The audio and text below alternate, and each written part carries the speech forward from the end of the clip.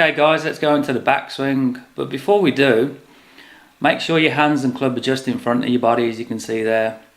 And then the other really important thing is to make sure the back of your left wrist is flat.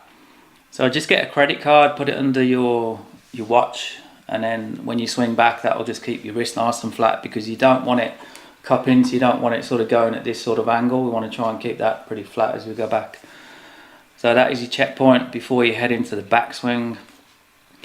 Now the other thing as well, we see a tremendous amount of width. We've got the right arm dead straight, the left arm dead straight, and that continues really going into the backswing, because what's going on, what's helping with the width is as Rory is taking the club back in this direction, his hips are moving in the opposite direction. So we talked about this number here. This is how much his hips move away from the target as he goes back, and we talked about how to get to about 1.6, about 1.5 feet into the takeaway, and then they're starting to move back towards the center. So what that does is the hips are pushing more towards the target, and then the arms and club are swinging back. It creates a massive stretch, so you get a lot of width. You can see there the arms are straight going back. He's not even cocking the wrist. You know, that happens much later on. You know, what's going to happen in the backswing is the right arm's going to fold up as the hips keep pushing forward. So you look at this number here, as he's getting to the top, you can see that number's reducing, and that is actually the hips starting to move back more towards where they started, to the center. So that point there, he's getting to the top of his swing and he's already back to the center where he started. And then what's interesting, before he even moves that club down, is he gets probably about an inch further forward at that point before he starts down. And that is really the key move you've got to get in your golf swing.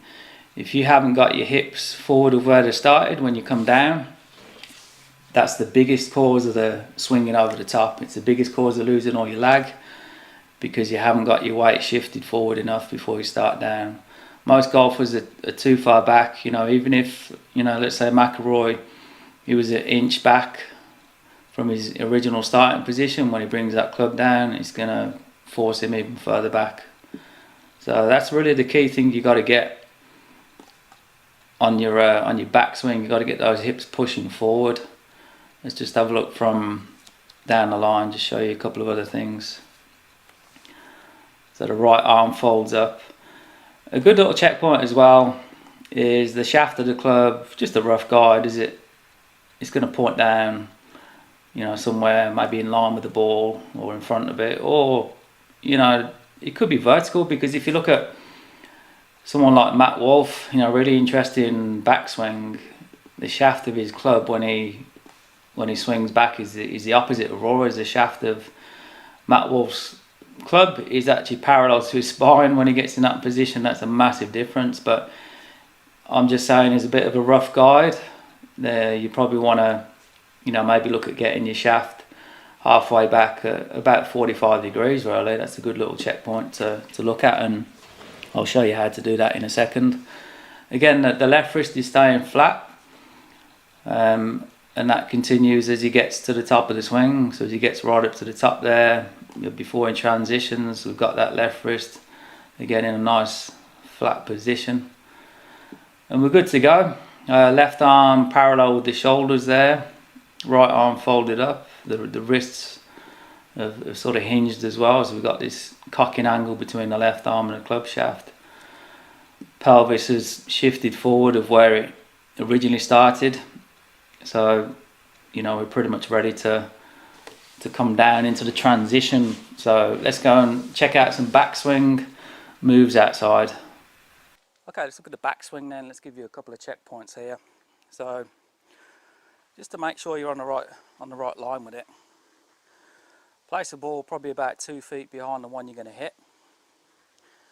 So if we've done our takeaway correctly, your club head's going to pretty much go over the top of that ball, and then when you fold that right arm and rotate your left forearm a little bit into this position, what we're looking for is that shaft will be at 45 degrees, left wrist is still flat, got the credit card there, but the grip end of the club is pointing straight at that golf ball, and that's a good checkpoint for you to get.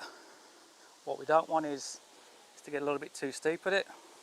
We certainly don't want to get too flat with it. So you take away there, over the top of the ball, fold the right arm, rotate the left forearm, and then you're in a perfect position there. Again, there's not too much flex going on in the shaft. You can see everything's very sort of smoothly timed, and that's what you're looking for.